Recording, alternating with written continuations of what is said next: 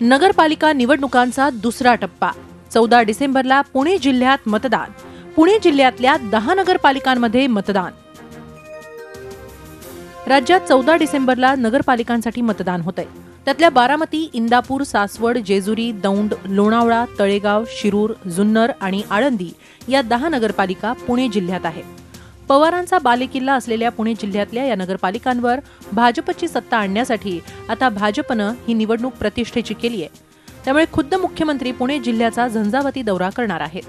त्याचाच एक भाग म्हणून अधिवेशन काळातल्या सुट्टीचा फायदा उचलत मुख्यमंत्री शनिवारी बारामती, लोणावळा, तळेगाव, शिरूर आणि आळंदीमध्ये प्रचार सभा घेणार आहेत।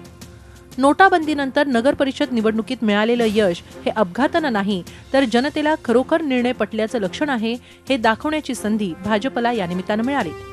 पुणे जिल्ह्याचे पालकमंत्री गिरीश बापट यांनी या निवडणुकींसाठी ताकद पणाला लावली आहे। त्यामुळे त्यांच्याकडचा संसदीय कार्य खात्याचा कार्यभार तात्पुरता विनोद तावडेंकडे देण्यात आलाय।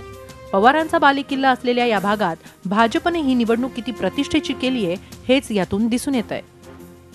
नगर परिषद निवडणुकांनंतर नगरपालिकेच्या निवडणुकीसाठीही मुख्यमंत्री देवेंद्र फडणवीस यांनी आपली प्रतिष्ठा पणाला लावली आहे। या निवडणुकांमध्ये देवेंद्र फडणवीस यांना यश मिळालं तर ते एकाच दगडात अनेक पक्षी मारणार आहेत। एवढंच नाही तर आगामी पुणे आणि पिंपरी चिंचवड महानगरपालिकेच्या निवडणुकीची लढाई त्यांच्यासाठी सोपी ठरणार आहे। म्हणूनच मुख्यमंत्र्यांना नगरपालिकांच्या निवडणुकांमध्ये किती यश मिळतं हे पाहणं महत्त्वपूर्ण ठरणार आहे। व्हिडिओ जर्नलिस्ट कृष्णा पांचाळसह कैलासपुरी, झी मीडिया, पिंपरी चिंचवड। झी 24 तास रहा एक पाऊल पुढे।